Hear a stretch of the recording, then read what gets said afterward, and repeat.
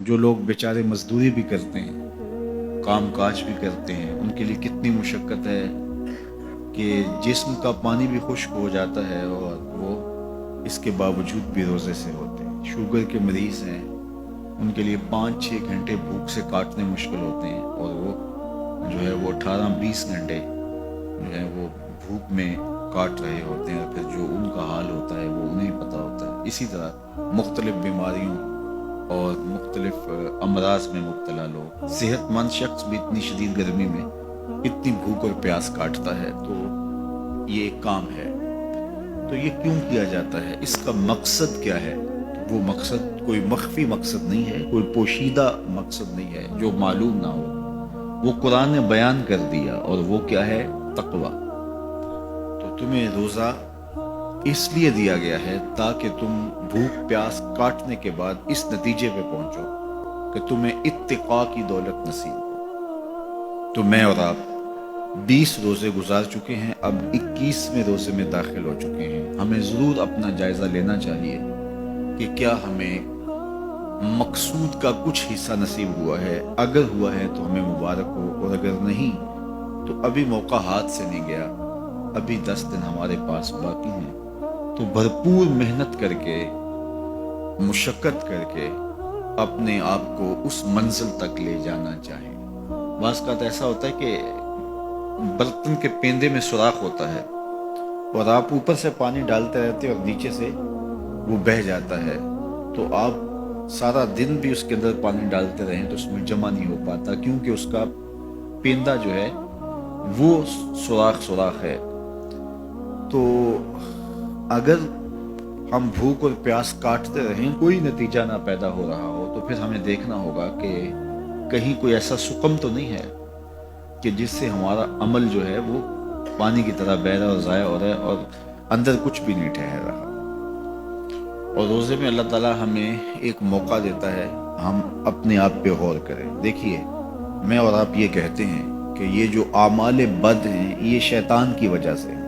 شیطان ایک ایسا مکار، ایک ایسا زیرک، ایک ایسا چالاک دشمن ہے کہ جو ہمیں چاروں طرف سے حملہ آور ہو رہا ہے۔ یہ چمکھی لڑائی ہے شیطان کے ساتھ ہماری۔ اس نے کہا میں دائیں سے آؤں گا، بائیں سے آؤں گا، آگے سے آؤں گا، پیچھے سے آؤں گا، وہ کسی نہ کسی طریقے سے آتا ہے۔ اور جب شیاطین جکڑ دیے گئے، اب ہم دیکھیں کہ ہمیں جو بہکاتا تھا، ہمارے ساتھ مکر اور چالاکی کے ساتھ ہمیں راہ مستقیم سے ہٹانے کی کوشش میں لگا ہوا تھا، اب وہ تو جکڑ دیا گیا، اور ہم اس کے باوجود بھی گناہ کی زندگی میں کیوں ہیں؟ یہ میرے لیے اور آپ کے لیے ایک سوچنے کی بات ہے کہ جو چیز ہمارے بہکاوے کا سبب تھی وہ تو اب نہیں رہی، وہ تو جکڑ دی گئی، اور یہ پکی اور طے شدہ بات ہے کہ وہ واقعتاً جکڑ دیا گیا۔ تو اب ہم اس کے باوجود کیوں گناہوں بھری زندگی بسر کرتے ہیں؟ تو ایک ہمارے لیے یہ سوچنے کا موقع ہے، کیا شیطان کی مسلسل صحبت کے نتیجے میں کہیں ہم خود ہی شیطان صرف تو نہیں ہو گئے کہ شیطان بند بھی گیا ہے، اور اس کے باوجود اگر ہم کسی کو دکھ دے رہے ہیں، اس کے باوجود ہم کسی کی غیبت کر رہے ہیں، اس کے باوجود ہم کسی پہ ظلم کر رہے ہیں، اس کے باوجود اگر ہم رزق حلال کی بجائے رزق حرام اکٹھا کر رہے ہیں، تو پھر ہمیں دیکھنا ہوگا کہ کہیں ایسا تو نہیں ہے کہ شیطان کی مسلسل صحبت کی وجہ سے اس کی صفتیں ہمارے اندر تو پیدا نہیں ہوگی، اس نے ہمیں اپنے رنگ کے اندر رنگ تو نہیں دیا۔ شیطان کی وجہ سے ہم اتنے شیطان وصف ہو گئے، شیطان صفت بن گئے کہ شیطان رخصت بھی ہو چکا، جکڑا بھی گیا، لیکن اپنی عادتیں، اپنے اوصاف، اپنا رنگ ہمارے اوپر چڑھا گیا۔ ہم جہاں تھے اور وہیں کے وہیں کھڑے ہیں، اور ماہ سیام ہر سال آتا ہے اور گزر جاتا ہے، اور ہم جہاں ہوتے ہیں پھر وہیں کے وہیں ہوتے ہیں۔ بہت سارے لوگ جو ہیں وہ تو 5 گانا نماز بھی پڑھنے لگ جاتے ہیں، لیکن رمضان المبارک کے بعد عید کے دن بھی فجر کی نماز چھوڑ دیتے ہیں، اور پھر اس کے بعد نمازوں کا تسلسل۔ تو اس کی مثال بیان فرمائی کہ اس خاتون کی طرح جو سارا دن سوت کاٹتی تھی اور شام کو اپنے ہاتھ سے اس کاتے ہوئے سوت کو توڑ دیتی تھی۔ تو قرآن نے کہا تم اس عورت کی طرح نہ ہو جاؤ جو اپنے ہاتھ سے کاٹتی ہے اور پھر شام کو اس کو توڑ کے ریزہ ریزہ کر دیتے ہیں۔